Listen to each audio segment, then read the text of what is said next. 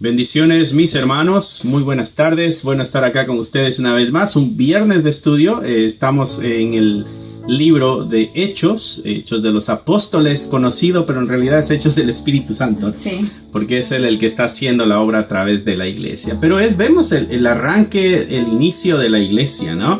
Y eso es algo muy interesante porque es necesario que tú y yo, como hijos de Dios, como miembros de la iglesia, sepamos cuál es el origen de esto a lo que llamamos familia. ¿Por qué nos llamamos hermanos, no? ¿Por qué nos llamamos cristianos? Esas cosas están en el libro de Hechos. Entonces, si sabemos nuestras raíces, va a ser mucho más fácil que podamos nosotros también mantenernos fieles, evitando errores que ellos cometieron. Y no solo ellos en la historia, sino toda la historia de la iglesia, ¿no? Y a la misma vez poder llevar una vida mejor, mejorando. Si este es el inicio, debemos estar mejor. Sí, se supone que debemos estar mejor. Si este es el inicio, debemos estar mejor, ¿no? Así que vamos a iniciar con una oración. Amén. Oremos, mis hermanos. Señor Dios Todopoderoso, Señor y Padre nuestro, te damos gracias porque tú nos has llamado, Señor, tú nos has escogido y queremos honrarte y queremos glorificarte. Y en esta noche, Señor, queremos escuchar tu voz a través de esta escritura, a través de esta porción, para ponerla por obra, Señor. Anhelamos, Señor, encontrarnos en obediencia contigo. Padre, tú nos permitiste conocer tu palabra para saber cómo debemos funcionar como iglesia. Ayúdanos a ser obedientes, ayúdanos, Señor, a abrir nuestro corazón y a hacer conforme a tu voluntad. Señor Dios, te damos gracias porque nos das dirección, no nos has dejado en la ignorancia. Señor, gracias porque yo estoy convencida que aún escuchamos tu voz. Que mis hermanos que están escuchando y los que van a escuchar en un futuro este video, que llegarán a ser nuestros hermanos o son nuestros hermanos, Señor, podamos crecer juntos, teniendo un corazón abierto y dispuesto para ser transformado, renovado con tu palabra. Gracias porque tu Santo Espíritu nos ayuda a discernir las cosas y a entenderlas. Gracias te damos por siempre y para siempre. Amén. Amén, amén y amén. Ok, capítulo 2 de Hechos, y estaremos leyendo, iniciando en el versículo 43. Recordarán ustedes la semana pasada que nosotros estábamos viendo el primer discurso, la primera predicación de Pedro, ya que había sido lleno por el Espíritu Santo, ¿no? Es interesante ver la transformación de Pedro. Antes de estar lleno del Espíritu Santo lo conocimos en los Evangelios, y ahora en Hechos lo conocemos pero ya lleno del Espíritu Santo. Y una gran diferencia en Pedro: ahora es una persona valiente. No es que antes no fuera valiente, sino que ahora vemos al Espíritu dirigiéndole. Sí. ¿No? Ya no es el impulsivo como lo veíamos, sino que ahora en el libro de Hechos es el primero que se para a predicar el mensaje, y en su primer predicación se convirtieron 3,000, dice la historia, ¿no? Sí. Tremenda responsabilidad para el grupo de los apóstoles ahora, porque son 12. Bueno, habían otros discípulos también, pero son 3,000 a los que ahora hay que estarles enseñando la doctrina. Exacto. O sea, no es un grupo pequeño. No es, qué sé yo, nuestras iglesias promedio 50 personas, ¿no? 100 personas en promedio. Entonces es más fácil tener estudios bíblicos durante la semana, ¿no? La predicación el domingo. Pero de golpe 3,000. De golpe. Esta logística para poder organizar el tiempo, ¿no? Porque son personas que están trabajando todo el día, toda la jornada. Y de acuerdo a la historia que hay acerca de la iglesia, muchos el único tiempo que tenían libre era la madrugada, porque tenían que estar trabajando para alguien durante todo el día para ganar el sueldo necesario para el sustento del día, en su mayoría. Entonces eran pocos los que tenían más tiempo durante el transcurso del día, ¿no? interesante ver la historia y cómo se maneja, pero el Espíritu Santo es también el que da la sabiduría para saber cómo se tienen que manejar las cosas. Exacto. Cómo se va a manejar todo, ¿no? Entonces, primer discurso de Pedro, se convirtieron muchos. Verso 41 les voy a leer para recordar lo que terminamos la semana pasada, ¿no? Y los que recibieron su palabra fueron bautizados, se añadieron aquel día como 3,000 personas. El verso 42 nos da una probadita de las actividades o del tipo de relación que había en el inicio, ¿no? Perseveraban en la doctrina de los apóstoles, quiere decir que los apóstoles estaban enseñando y ellos están escuchando la doctrina y están viviendo la doctrina, están poniendo en práctica la doctrina. Había comunión los unos con los otros, dice, partían el pan, también que es parte de la comunión, y en las oraciones, estaba ese grupo en oraciones y en esta unidad, en esta armonía, ¿no?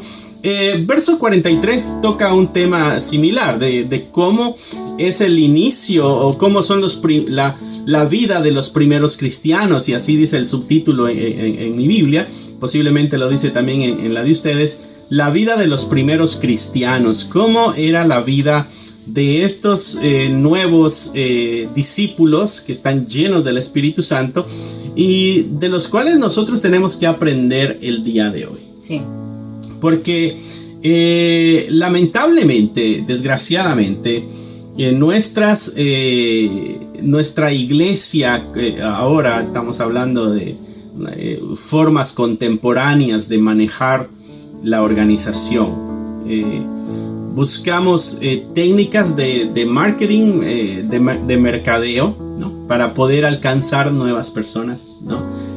Buscamos psicología para ver cómo poder convencer a las personas. Nos llenamos o buscamos herramientas del mundo, por decirlo así, que las empresas utilizan para atraer los clientes, ¿no? Y usamos las mismas herramientas con el deseo de alcanzar discípulos. Sin embargo, un cliente para una tienda no tiene la misma fidelidad, la misma entrega, el mismo amor. Porque aparece alguien con un producto mejor y más barato, cambian de tienda. Entonces, las técnicas de mercadeo, a mi juicio, no funcionan para la iglesia. Hacer las pancartas, ¿no? Hacer anuncios, qué sé yo, todo ese tipo de cosas que hacemos como iglesias para poder alcanzar, ¿no? Hacemos una celebración, hacemos una fiesta para que la gente llegue y vea que nos divertimos sanamente, ¿no? Y vea de que podemos convivir y divertirnos sin necesidad de alcohol. No, la comisión fue clara, ir y hacer discípulos, ¿no? Y entonces vemos la iglesia el día de hoy con técnicas humanas, que hay cierta sabiduría ahí también, con el propósito de hacer discípulos. Pero en estos pocos versos que vamos a leer el día de hoy, podemos ver cómo era la vida de ellos y cuál fue el resultado de esa vida, ¿no? Sí. Recuerdo que hace un par de años, antes de que se iniciara la pandemia, estuvieron mandando panfletos de una nueva congregación que se iba a abrir cerca de acá, de donde nosotros vivimos. Y entonces era un edificio grande, y digo era porque al parecer no se llevó a cabo por asunto de la pandemia, pero en el anuncio, en ese panfleto decía: este es un nuevo lugar para ti y para tu familia. Si tus hijos se han aburrido de ir a la iglesia, en esta iglesia, en esta congregación van a encontrar mucha diversión. Entonces se perdió totalmente el sentido de iglesia, porque no vamos a la iglesia para desaburrirnos, para ver cómo nos divertimos. Vamos a la iglesia para aprender del Señor, para poner en práctica los dones que el Espíritu Santo nos ha dado, para perfeccionarnos los unos a los otros, dice la Escritura. Entonces, como que perdemos el enfoque de lo que ¿cómo se llama? De lo que es iglesia. Lo que tú decías ahorita, tocabas un punto como que nosotros nos divertimos de una forma sana, donde no necesitamos alcohol. Allá afuera hay un buen de grupos que están buscando la mejor manera de vivir saludable y no son cristianos, ¿no? Hay gente que está súper dedicada al ejercicio, a la buena alimentación, al dormir suficiente y viven vidas así bien organizadas, bien disciplinadas, sin la necesidad de ser cristianos, porque el cristianismo no es un estilo de salud, o sea, se trata de salvación y de condenación. Entonces, pero nosotros hemos distorsionado porque nos hemos llegado a parecer tanto y tanto al mundo que, como tú decías, aplicamos sus técnicas y entonces obviamente se pierde el sentido original, ¿no? Exactamente. Y la verdad es de que no hacemos mucho porque con estas técnicas que hemos adoptado del mundo, que hay sabiduría y son muy buenas para los negocios, para otras instituciones, pero no para la iglesia del Señor Jesucristo. Para la iglesia del Señor Jesucristo, Él dejó pasos, Él dejó formas, Él dijo que Él edificaría su iglesia, pero Él dice a los discípulos que ellos enseñen las cosas que Él ha enseñado, que les enseñen no nada más a conocerlas, sino a practicarlas, ¿no?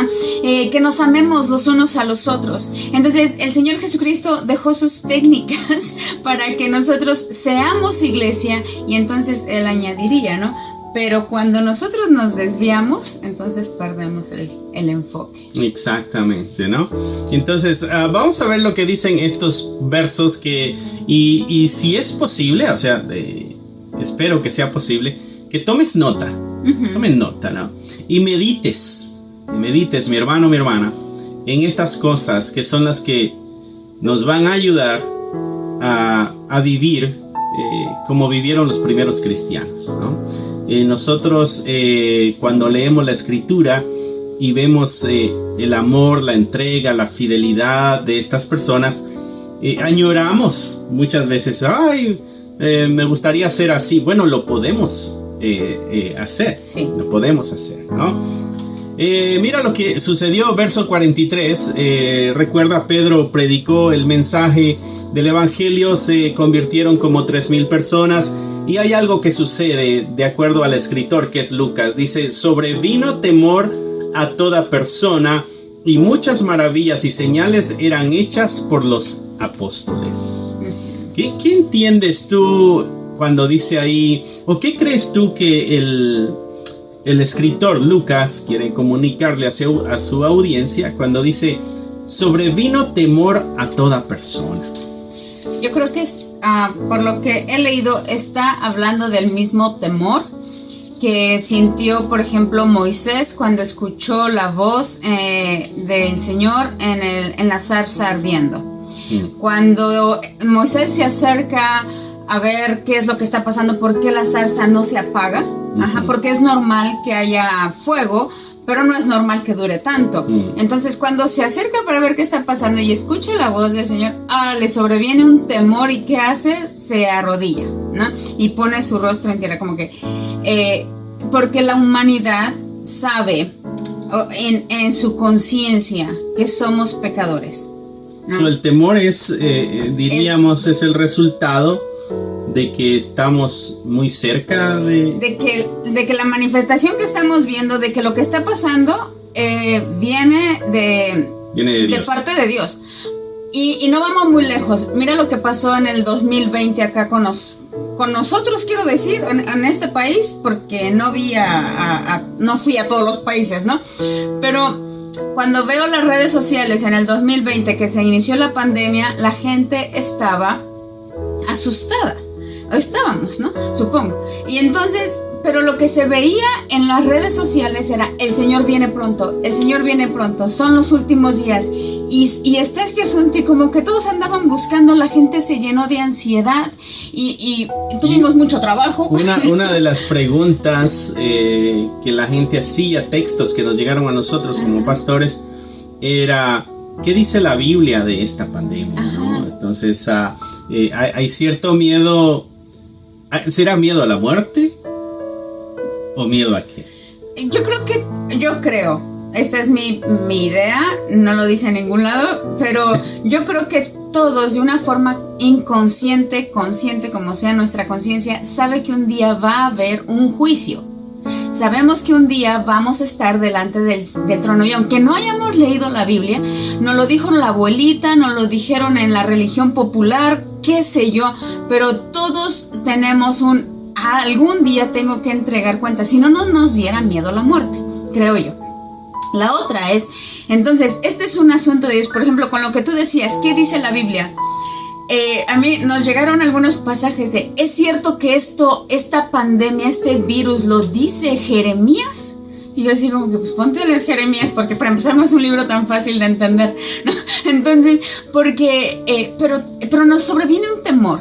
Y yo creo que las personas, por ejemplo, que estuvieron viviendo, que testigos oculares, los que están a unos días de este evento, están a unos días de que el Señor Jesucristo ascendió, están a escasos momentos de que Pedro ha predicado, de que vieron a todos estos hablando en idiomas totalmente diferentes al suyo, qué sé yo, algo está pasando y ahí sí, que Dios nos agarre confesados, ¿no? Entonces hay un temor de ¿andaré bien?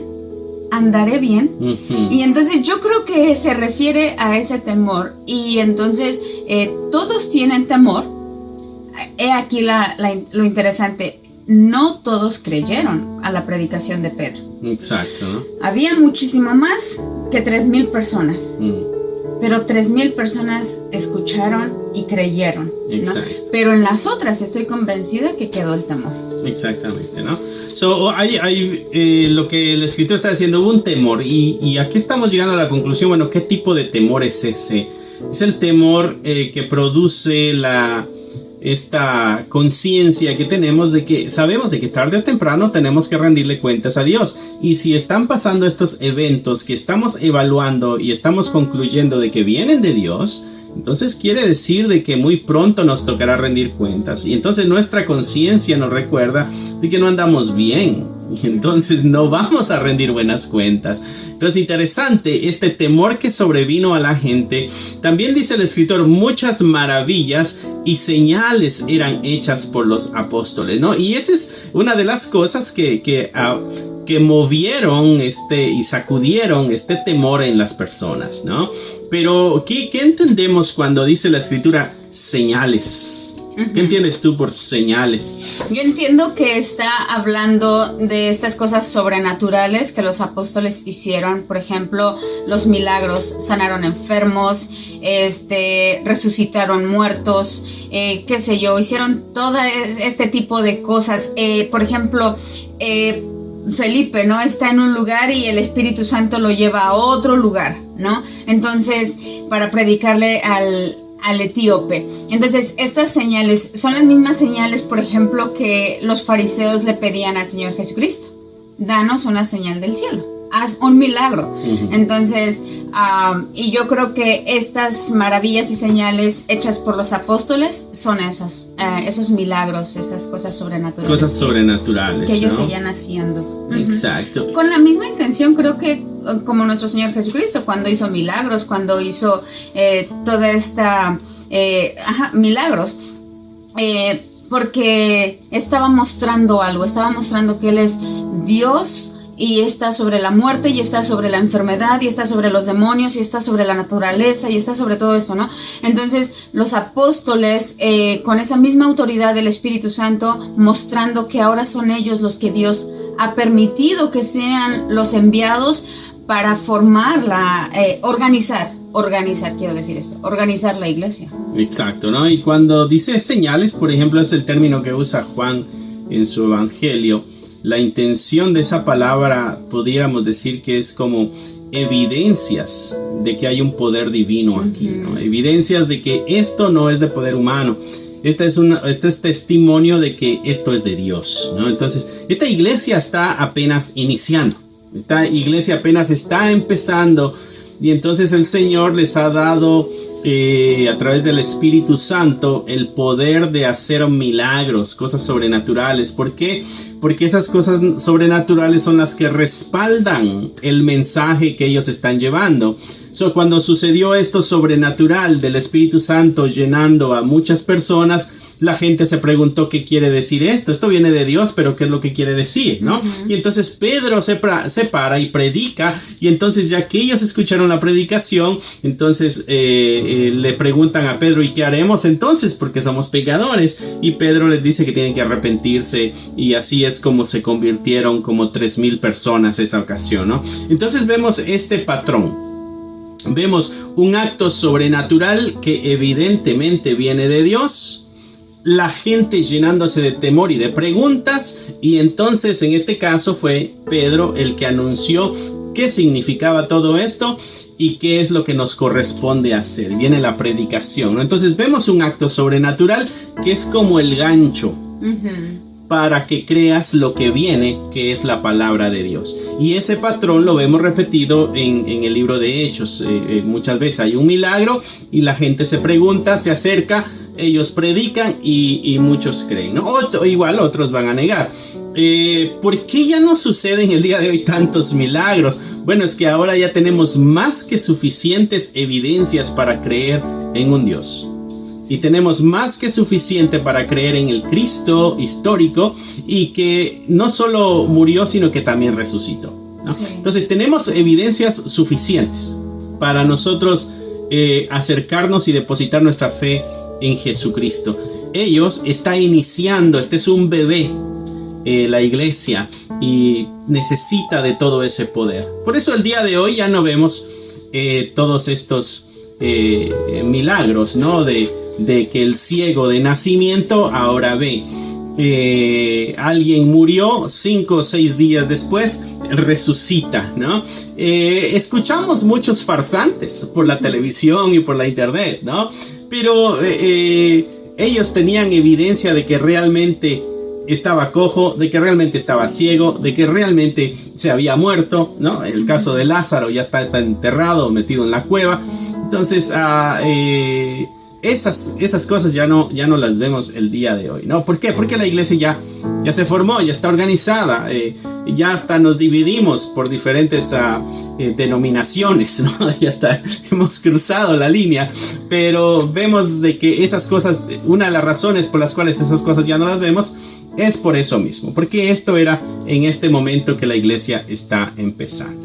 ¿Okay? Y fíjate que yo pienso en lo que estás diciendo, ¿no? Cómo vienen estos patrones que vemos normalmente en el libro de los apóstoles, ¿no? En el libro de los Hechos, perdón.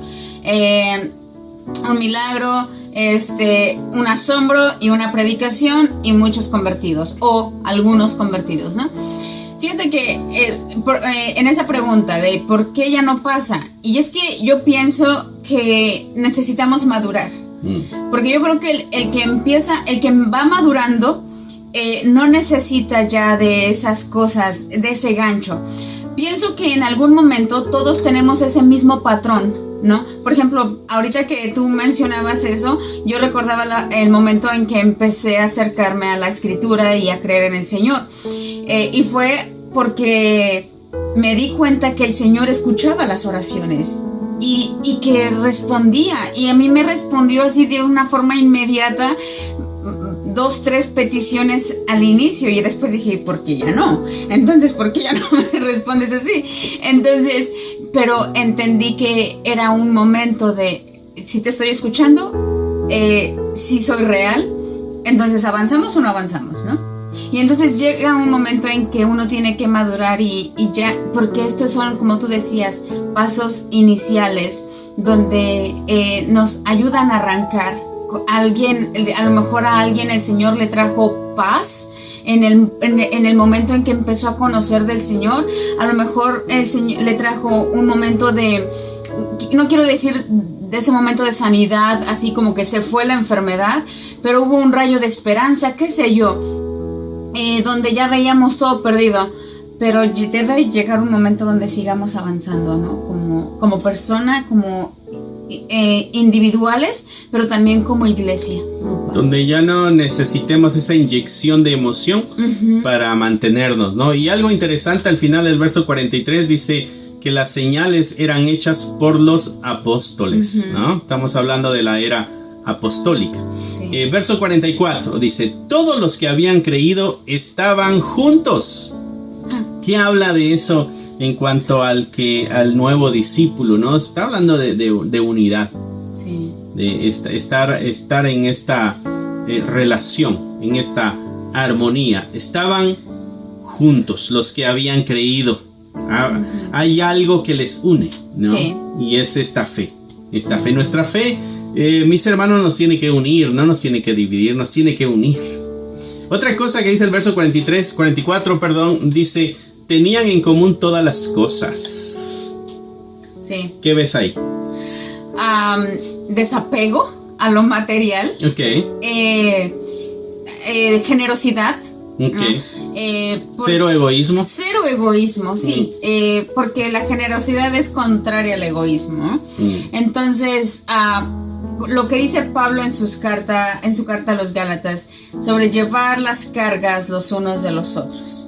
Y entonces aquí nosotros vemos, siempre han existido clases sociales. Siempre han existido clases sociales. Y nosotros hemos visto a través de la Escritura que no fue la idea del Señor. La idea del Señor siempre fue que el ser humano se ayudara, ¿no? Que cuando al prójimo le estuviera yendo mal, o sea, ¿cómo le hacemos para echar para adelante? Tanto que el miércoles estuvimos hablando de la fiesta del jubileo, ¿no? Donde el Señor estipuló una fecha para que quedaran libres de deudas, para que de las dos partes hubiera en una gratitud por ser liberado de las deudas, y en la otro lado generosidad, ¿no? Por su prójimo. Entonces yo creo que este es asunto de Dios, la igualdad, el llevar las cargas los unos de los otros. Y aquí vemos cómo al inicio de la iglesia vuelve a ser una característica de aquellos que aman al Señor, la generosidad. Exactamente, ¿no? Un corazón que ha sido tocado por el poder de Dios va a ser un corazón generoso. ¿Por qué? Porque Dios fue generoso al darnos a su Hijo. Sí. Entonces comienza el discípulo a cultivar las conductas del Dios que lo creó, y del Dios que lo compró con su sangre, y del Dios Espíritu Santo que está viviendo en él. Entonces el ser humano comienza a transformarse, y de una u otra forma, no todos van a la misma velocidad, pero pareciéndose a este Dios, ¿no? Tenían, dice, todas las cosas en común, ¿no? O sea que no puedo decir esto es mío y esto es de aquel. Como que formaron una comunidad donde están todos juntos, dice, y los que creían, y todo era de todos. Sí. Nadie podía decir esto es mío, esto no es mío, esto me pertenece solo a mí, no lo toques, ¿no? Y lo aclara en el siguiente versículo. Verso 45, ¿no? Dice, vendían sus propiedades y sus bienes y lo repartían a todos según la necesidad de cada uno. Entonces, esta soltura que tú decías, ¿no? El desapego a lo material. Aquí habían familias que tenían, qué sé yo, quizá terrenos grandes, quizá casa, quizá habían pescadores que vendieron quizá sus lanchas de pesca.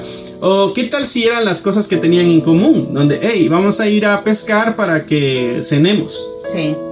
¿No? Y usamos esto para ir y traer el sustento para toda la comunidad. Sí, nos vamos ahí varios que tienen su lanchita para ir a pescar, porque hablamos de 3,000 personas, ¿no?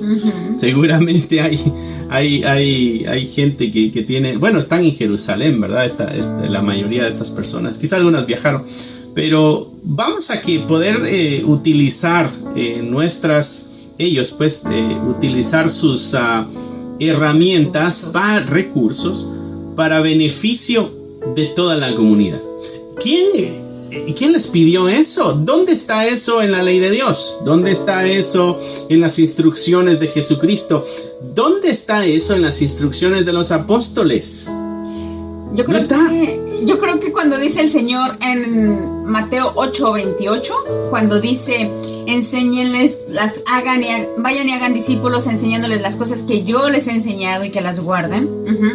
Pienso que el Espíritu Santo les recordó aquello donde, ¿te acuerdas en el Sermón del Monte? Mateo 5, del 38 al 48, ahora nosotros lo tenemos dividido, ¿no? Donde al que te pida, dale.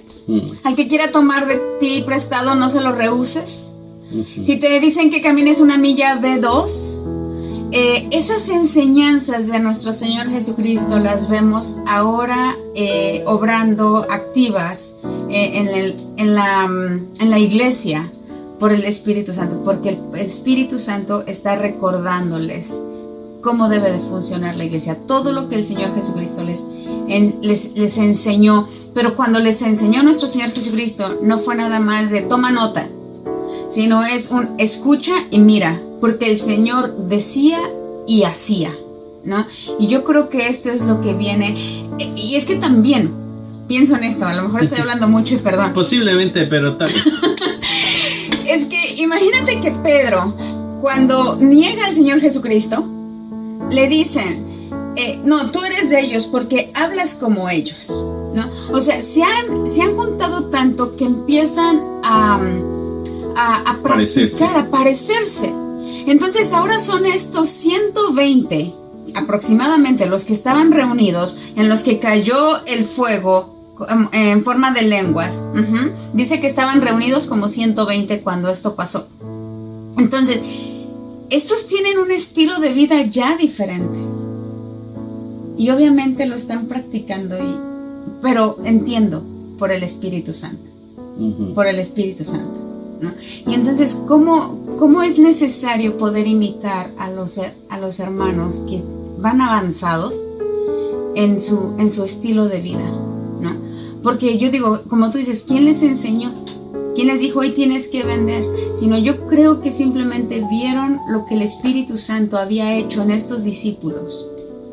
Sí, son estos actos de amor. Sí.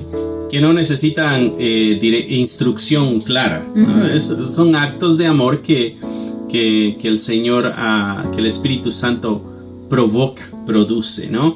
Y de tal manera que dice ahí que todos vendían sus propiedades. O sea, no hubo aquello de no, yo no lo voy a hacer porque esto es lo único que tengo. Y tampoco lo vemos esto en las otras iglesias, como no lo vemos esto en Corinto, no lo vemos esto en la iglesia de Galacia, no lo vemos esto en la iglesia de Éfeso, ¿no? Lo vemos acá en la iglesia de Jerusalén, donde está iniciando esto. Entonces, este es un asunto muy de ellos, movidos, ¿por qué? Por el amor. Porque el amor al prójimo nos hace actuar de esta manera, que seguramente para los incrédulos era una tontería. Sí. ¿Cómo es posible que están haciendo? ¿Qué sé yo, no? Entonces vemos eso. Y como tú decías, leemos estos pasajes en la Escritura y uno dice, ay, ¿cómo no estuve ahí, no? O ¿cómo me gustaría estar? Porque pareciera un amor muy fraternal. Y la otra cosa es de que, no sé si te pasa lo mismo, pero cuando yo leo estos pasajes, siempre pienso en, ¿y si hiciéramos esto ahorita? Fulanita, o sea, esta hermana dejaría de sufrir por su camioneta o su carro que siempre se le descompone, ¿no? Esta persona no estaría tan atrasada en la renta, ¿no? Siempre rascándole por aquí porque le ha llegado la mala racha, ¿no? Porque no podemos negar que vivimos en una sociedad donde hay disparejos también, y entonces es difícil no poder ver la necesidad, y cuando leemos estos pasajes y decir, ¿será que pudiéramos hacerlo ahora? ¿Será que pudiéramos todos unirnos y así repartir según la necesidad de cada uno, ¿no? Donde no tenga nada más que llegar a mi bolsa, donde no tenga que ser yo la única beneficiada, donde que cada quien se rasque con sus propias uñas. Yo creo que esto se pone, como tú dices, no se necesita una instrucción, sino un corazón donde el Espíritu Santo more. Exactamente, ¿no? Él es el que provoca, es parte de los frutos del Espíritu, sí. ¿no? El amor. Ok, verso 46 dice, y perseverando unánimes cada día en el templo. Cada día. No es cada 8 días. No es cada 8 días por 2 horas. No. Wow. Dice que ¿qué es perseverar? Es mantenerse, ¿no? Es de continuo. Es de hoy arranqué así y mañana es igual y pasado es igual y hasta debe ir aumentando el ánimo, el deseo, el amor, la entrega, ¿no? No son como dice el dicho coloquial de ¿cómo es? Llamarada de petate, ¿no? Que es este fuego que de pronto se prendió y se apagó, porque ya no hay más combustible para que siga ardiendo el fuego. El fuego lo consumió todo, ¿no?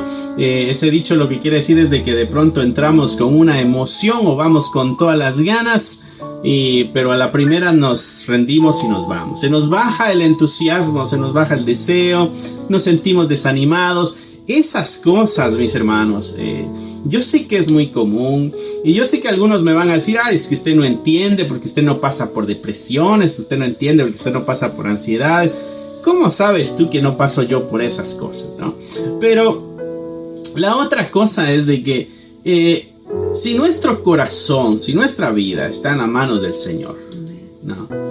Y Él lo dio todo por nosotros, ¿cómo es posible que me desanime? ¿Ya?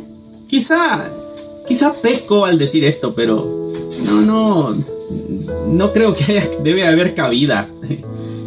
Creo que hay desánimo cuando la palabra me confronta y me exhorta a la obediencia y yo no quiero obedecer.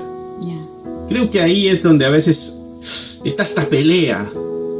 Pero si amas al Señor, sabes que el Señor te va a ayudar y te va a fortalecer. Y si te está pidiendo hacer un cambio, pues es el único beneficiado eres tú, no es Dios.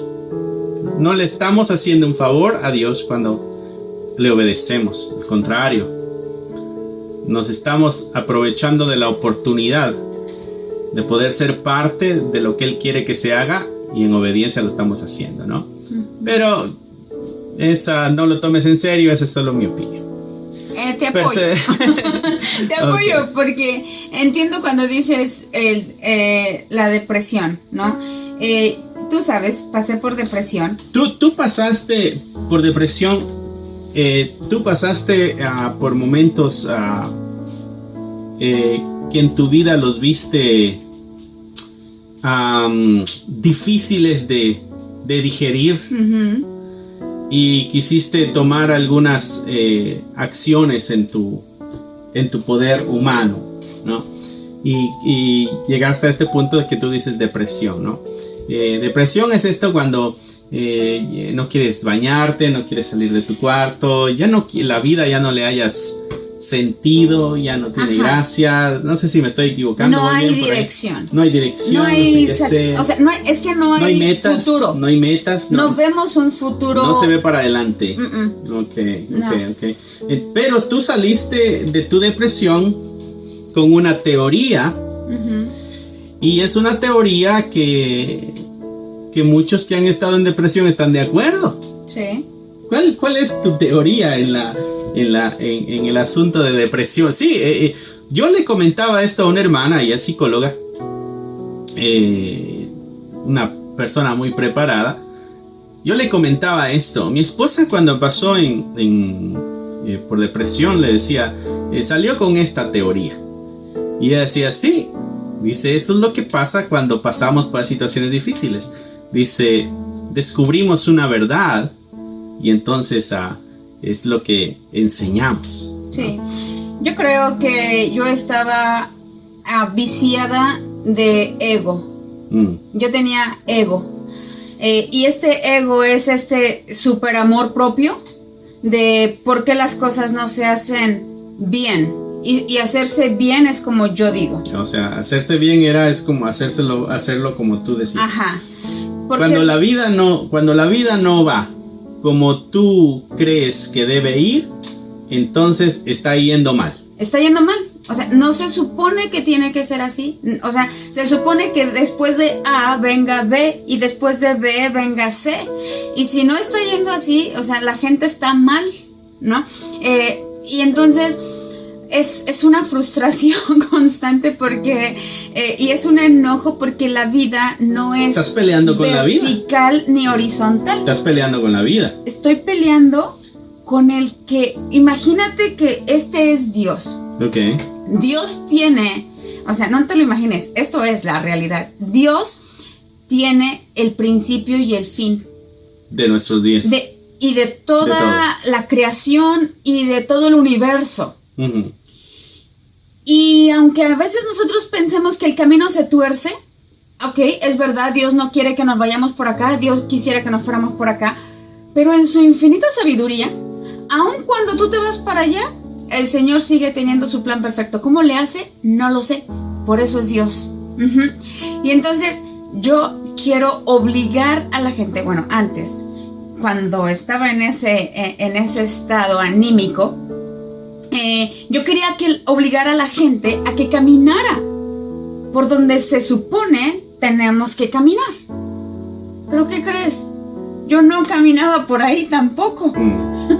Entonces yo era, así como dice nuestro Señor Jesucristo, farisea, porque digo, pero no hago, ¿no? Y entonces esto me convierte en una persona bien ególatra. Ajá, donde tienes que escucharme. ¿Y quién soy yo para que la gente me escuche? Exactamente. ¿No? Entonces, en este asunto de cuando no cabe la depresión, no cabe el enojo, no cabe el control. ¿Por qué? Porque soy imperfecta. Y entonces, cuando veo a este Dios... tú eres imperfecta, pero quieres que la vida camine de una forma perfecta. Y cuando la vida no camina de una forma perfecta, a tu juicio, siendo una persona imperfecta, entonces te molestas tanto, pero tanto de que la vida no te obedece, de que la gente no se somete a tu dirección. Te pones en la posición de Dios. Sí. Porque la gente debiera someterse a tu dirección.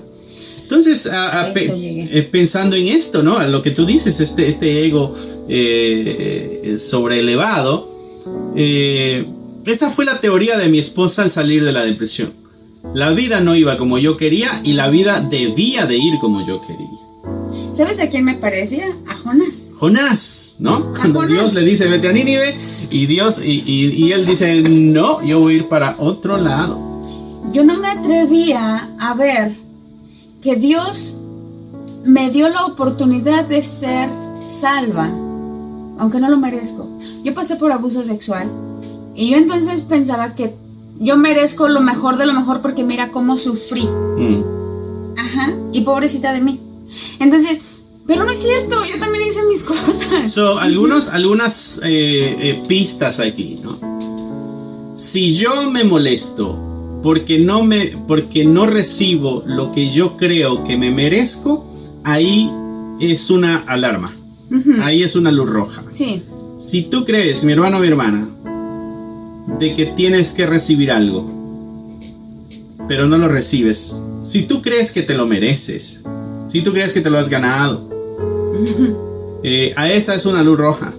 Esa es una luz roja. Todo es por gracia. Sí. La misma vida, tus títulos universitarios, tu sueldo en el trabajo, tu casa, tu carro, todo es por gracia. A veces nosotros creemos de que me lo merezco, yo me lo he ganado, yo me he esforzado. Bueno, se te ha olvidado quién es el que te ha cuidado en las calles, quién es el que te dio el oxígeno, quién es el que te dio la tierra para que el gobierno pusiera el asfalto y pudieras pasar con tu carro por encima, quién te dio la habilidad, quién te dio la fuerza, quién te dio la inteligencia para ejecutar el trabajo que ejecutas. Todo es por la gracia de Dios. Entonces, cuando nosotros creemos de que nos merecemos algo, esa es una luz roja. Esa es una luz roja. Nuestro ego está sacando la cara por la ventana. y tenemos nosotros que cerrarlo. Cuando la vida se pone tan terca en cuanto a nuestro juicio, y como no podemos controlarla, mira, otra luz. Si tú eres una persona controladora, esa es una luz roja. Sí. ¿No? Si tú quieres tener el control de la vida de los demás, si tú quieres que los demás hagan como tú crees que es justo, incluso el molestarte porque le prediques a alguien y ese alguien no cree, que te molestes porque alguien no cree en Cristo, eso, mi hermano, es seña de que eres una persona controladora. Sí. ¿No? Entonces, esas son luces rojas a las que hay que poner atención, porque nos llevan a estos puntos de desmotivación, de baja de interés, de rebelión, y al final el único que sale perdiendo somos nosotros, como el hijo pródigo, ¿no? Sí. Ya no le gustaron las reglas de la casa, no le gustó la forma en que el papá dirigía ese hogar, creía que él podía hacer mejor cosas con el dinero que le correspondía, porque él creía que tenía el derecho por ser uno de los hijos, ¿no? Entonces terminó dándole de comer a los marranos. Sí. Interesante el corazón engañoso. Astuto el diablo que nos engaña tan fácilmente. Mentes débiles nosotros que nos dejamos manejar tan fácilmente por el diablo. Por eso la escritura nos exhorta a estar alertas. Y que el diablo anda como un león rugiente buscando a quien devorar. ¿Y a quién va a devorar? Al que es presa fácil. Mi hermano, tenemos que estar alertas. Tenemos que estar firmes en la fe. Esta iglesia, en estas características que estamos viendo al inicio, nos estamos dando cuenta de que se mantenían alertas. Dice ahí de que perseveraban unánimes cada día en el templo, perseverando, constante, vamos a aprender más de la doctrina que los apóstoles nos están enseñando, vamos a aprender más del mensaje de Dios, vamos a conocer más la voluntad de Dios para someternos a esa voluntad, vamos a alabarle, vamos a cantarle, vamos a gozarnos en su presencia cada día en el templo. Y pienso que, trayendo a colación todo este asunto de la depresión y todo este asunto de las actitudes que a veces tenemos, por ejemplo, tomando un punto más de lo que me pasó. Imagínate que cuando yo estaba en esos momentos, me molestaba que la gente llegara tarde a la iglesia. Es así como, ¿por qué no llegan temprano? Dicen que aman a Dios, pues entonces que lleguen temprano y que... ay, Mari controlada. Si Dios no les ha mandado un rayo del cielo, déjalos. Ellos y Dios. Tú ya llegaste, tú ponte a hacer lo tuyo, ¿no?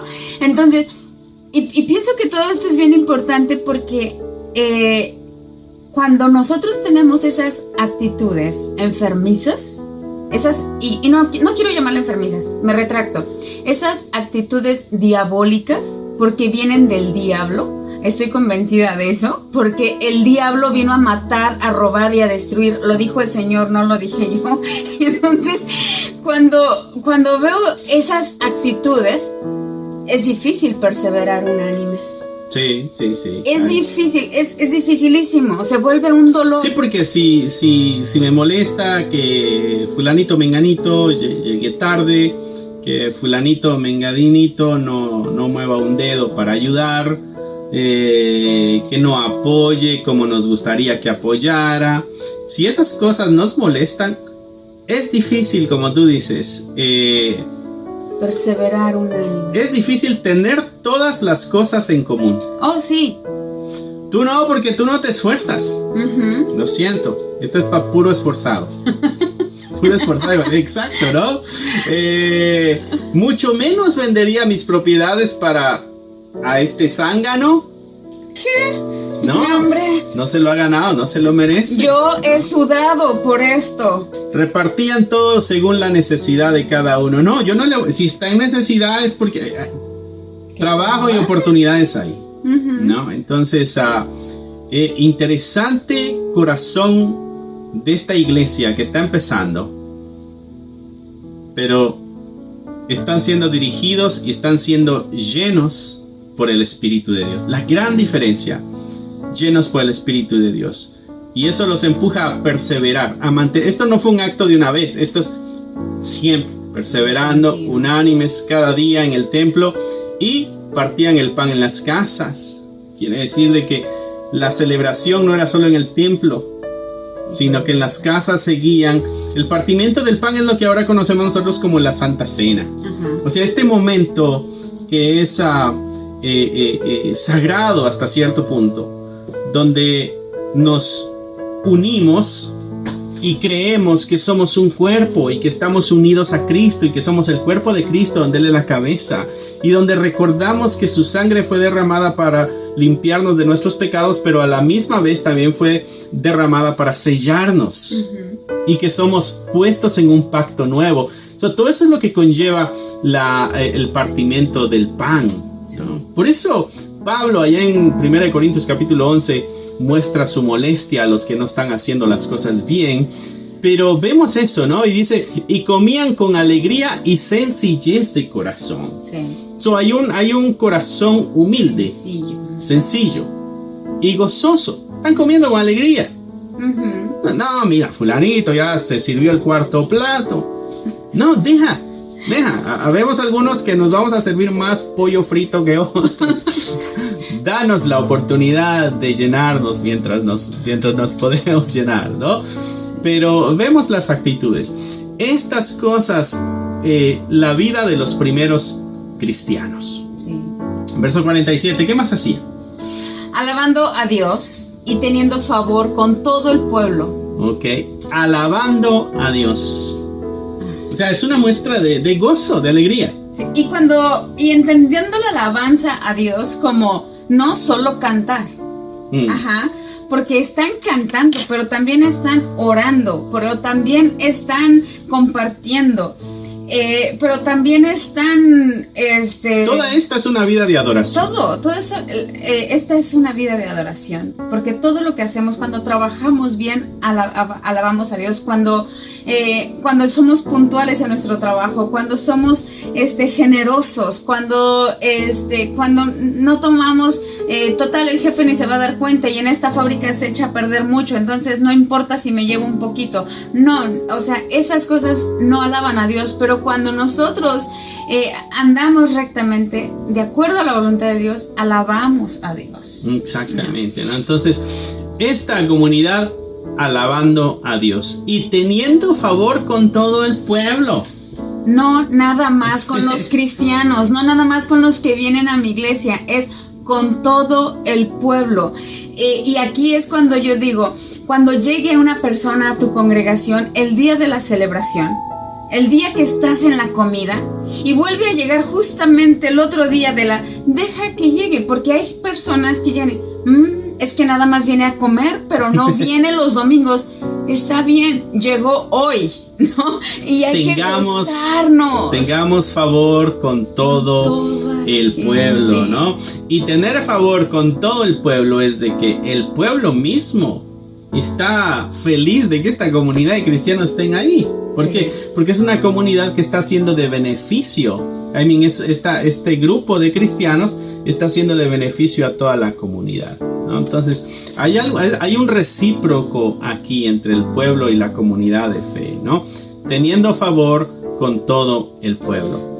Ser una bendición para la comunidad. Sí, si no mal recuerdo, los hospitales iniciaron por las comunidades cristianas. Exacto. ¿Por qué? Porque ellos veían a los enfermos tirados en las calles, donde ya sus familiares los habían desechado por pandemias, por infecciones, por lo que sea, y ya no los querían. Los que los recogían y los llevaban a sus casas eran los cristianos, y no importaba si era o no cristiano. Es un ser humano, no debe morir en la calle como los animales, y se los llevaban a sus casas y los curaban, y si se podía sanar, pues qué bien, pero si no, les daban sepultura. Ellos llevaban todo el gasto. Ellos tenían el favor en los momentos, en las situaciones críticas con el pueblo. Entonces, a las mujeres cristianas, cuando llega el cristianismo a algunas sociedades donde las mujeres no podían llegar a tener educación académica, fueron los cristianos los que empezaron a ayudar a estas mujeres, aunque no eran cristianas. Y después, ¿qué fue? Que ese mismo testimonio dijo, ¿por qué ellos son diferentes? ¿Por qué ellos sí hacen las cosas de esta forma, no? Y entonces fue muy atractivo el cristianismo. Para no ir tan lejos, la escuela dominical, ¿no? La escuela dominical, el propósito de la escuela dominical, no es como lo vemos el día de hoy en las iglesias. La escuela dominical inicia con esta explosión industrial, porque la industria aparece y entonces los niños están siendo puestos a trabajar en las fábricas y en las grandes productoras, ¿no? Y esos niños no están yendo a la escuela, no se están educando, por lo tanto van a quedar en miseria, en pobreza, siendo niños explotados y viviendo en ignorancia. Entonces la escuelita dominical, pues se llama escuela, la intención fue a estos niños, ya que solamente tienen el domingo de descanso, trabajan durante la semana, ¿no? Bueno, pues en la escuela les vamos a enseñar a leer y a escribir, ¿no? Y también son muchos niños que viven en la calle, sí, ¿no? Entonces no tienen padres. Entonces estos niños van a crecer sin Dios. Había una preocupación de la iglesia porque los niños iban a crecer sin Dios, ¿no? Y entonces estos niños van a crecer sin conocer a Dios, van a crecer en pobreza, va a haber delincuencia, y entonces el gobierno hasta le gustó la idea de que hubiera una escuelita dominical porque se va a detener un poquito la violencia, ¿no?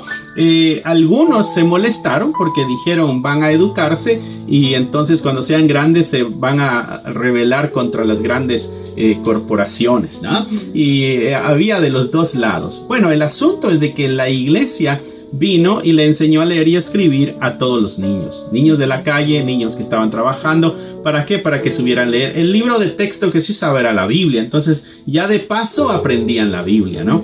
El problema hoy es de que ya los padres dejan al niño para que la iglesia les instruya en su espiritualidad y ya no lo hacen ellos, ¿no? Y ya no hay espacio para los niños de la calle que necesitan. Y no hay espacio para los niños de la calle, ¿no? Bueno, vamos a esto. Teniendo favor con todo el pueblo.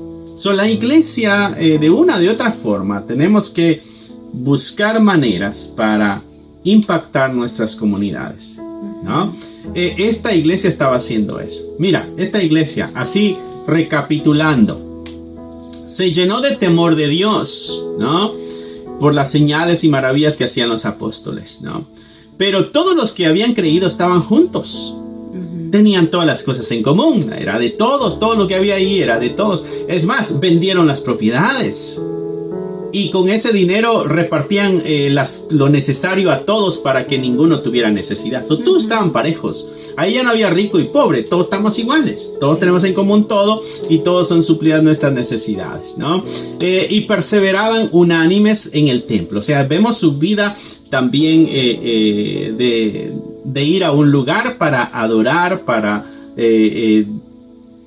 practicar esta religión, esta relación con Dios, ¿no? Religión quiere decir religar a lo que estoy ligado, ¿no? Partiendo el pan en las casas, vemos esta relación también que continúa, o sea, es un asunto de unidad durante todo el tiempo, todo el día, ¿no? Comían juntos con alegría, con sencillez, alababan a Dios y tenían favor con todo el pueblo. ¿Cuál es el resultado de esta actividad como hijos de Dios?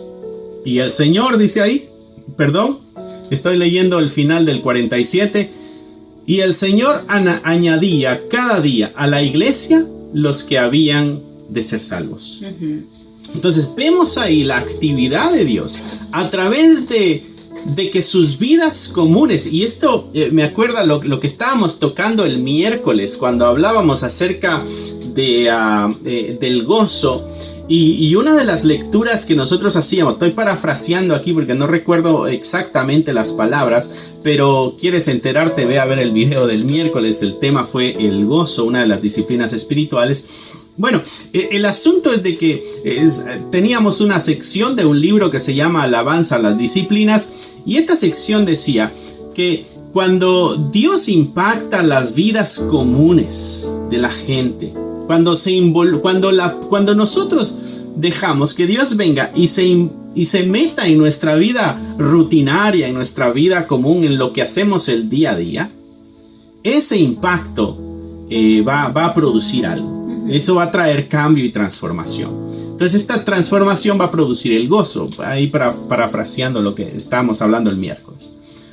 Bueno, este grupo de personas es lo que está pasando. Se dejaron guiar por el Espíritu Santo en la vida común y cotidiana. ¿Por qué? Porque en esta relación que tienen con la comunidad, qué sé yo, van a la tienda, compran algo, siembran algo en el terreno de fulanito, ¿no? O hacen algún tipo de trueque, qué sé yo. Entre eso va Dios metido. Ellos están reconociendo a Dios en cada acto, en cada momento, en cada situación de su vida. Una vida impactada en totalidad por el poder de Dios. Y el resultado es este Dios obrando a través de esas cosas, poniéndole gracia a esta gente, y la comunidad que hace, los ve y dice, yo quiero ser parte de eso. Yo quiero ser parte de esta gente. El apóstol Juan, en su evangelio, dice, en esto, escribiendo lo que Jesucristo enseñaba, esto conocerán de que sois mis discípulos, que si se aman los unos a los otros, ¿no? Entonces vemos esta actitud de iglesia tiene resultados de alcance. Sí. El Señor añadía cada día a la iglesia los que habían de ser. Obvio, ellos andan evangelizando, andan enseñando esta verdad, pero ¿quién es el que hace que esa persona se una al grupo? Es Dios. Exacto. No es nuestra habilidad de predicar, no es nuestra música, no es nuestra liturgia en la iglesia. No, estas son herramientas para que la verdad llegue y alcance el corazón de aquel nuevo que va a ser creyente, ¿no? Pero, mis hermanos, hay mucho que aprender en estos pocos versos, del 43 al 47. Así que meditemos en esto, mediten en lo que dijimos acerca de la depresión. Si no estás de acuerdo, no te molestes. Recházalo, dale un dislike al video, ¿no? Pero medítalo. Sí. Piensa, ¿qué de verdad hay en todas estas cosas? ¿Qué de verdad hay en lo que hablábamos de estos pasajes? Y si hay una verdad, dice Pablo, si hay algo digno, ¿no? En eso pensad, sí. ¿No? Y si es verdad, vayamos con Dios y preguntémosle, ¿qué tengo que hacer con esta verdad? Sí. ¿Qué me estás pidiendo hacer al haber escuchado esta verdad? Y yo creo que eso nos empuja a nosotros, porque a veces puede que no estemos de acuerdo en algunas situaciones o en algunos temas, ¿no? A mí me ha pasado, yo no he estado de acuerdo en algunas cosas, pero me ha empujado a buscar en la Escritura. Alguien me dijo en una ocasión, lee toda la Escritura, para un solo tema, lee toda la Escritura, desde Génesis a Apocalipsis, y ella me decía, y con un marcador rosa, empieza a marcar, pero en una Biblia nueva, donde no tengas anotaciones, y con un marcador rosa, ella me decía, empieza a marcar cada vez de que aparece esa palabra, o algo relacionado a eso. Y entonces tú vas a poder tener una conclusión. El Señor te va a dirigir. Y yo lo he hecho, no quiero decir que siempre, pero sí llevo un par de veces haciendo eso con temas que me han chocado. ¿Cómo confronto esto? Y me han chocado porque tengo que cambiar mi manera de pensar. Y entonces trato de escuchar una opinión, pero, ok, esta es la opinión del ser humano, pero yo necesito el principio de Dios, yo necesito el conocimiento de Dios, y entonces voy y compruebo, como la iglesia en Berea. Esto es lo que dice Pablo, pero déjame ver qué dicen las Escrituras. Y la iglesia en Berea estudiaba cada día las Escrituras para ver si lo que decía Pablo era correcto. Entonces, como tú decías, no nos molestemos porque estamos contrarios en opinión, pero hagamos lo que es sabio. Vayamos a la Escritura, vayamos a la oración. Exactamente, ¿no? Recuerdo cuando José contaba los sueños que tenía, ¿no? Ajá. Y cómo todos se molestaban por los sueños que él tenía. Sin embargo, la Escritura dice que su papá meditaba. Exacto. Ni peleó ni nada, pero dijo, vamos a pensar. ¿Qué tal si viene de Dios? Sí. Así que, mi hermano, mi hermana, ¿qué tal si Dios te habló el día de hoy? Así que nos despedimos ya con una oración. Que Dios me los bendiga y espero que esto haya sido de beneficio para ustedes. Denle un like al video si les gustó. Si no les gustó, pues pónganle uno para abajo. Compártelo si crees que es beneficioso para algunos. Si no crees que sea beneficioso, pues no lo compartas. Libertad de expresión. Libertad. Ante Exacto, todo. ¿no? Que Dios te bendiga, que Dios te guarde y cierra ahí tus ojos que nos vamos a despedir con una oración. Padre, te damos gracias por la oportunidad que nos das de acercarnos a tu palabra y poder ver cómo aquella comunidad, aquellos nuevos creyentes, aquella iglesia floreciente, aquella iglesia nueva, aquel grupo bebé que apenas está dando sus primeros pasos, no en sabiduría, sino que en cantidad. ¿Cómo vivían ellos? Ayúdanos a nosotros, Señor, a que adoptemos sus prácticas como iglesia, porque también queremos ver los resultados que ellos tuvieron, no solo en sus vidas, sino que en sus comunidades. Y si eso traería también como a ellos persecución, Señor, pues bienvenida la persecución, que para eso hemos sido llamados también. Bendice a cada uno de los que nos están viendo a través de estas pantallas. Señor, guárdale su corazón y gracias una vez más, porque eres un Dios amoroso, fiel y misericordioso. En el nombre de Jesús oramos. Amén, amén y amén. Amén.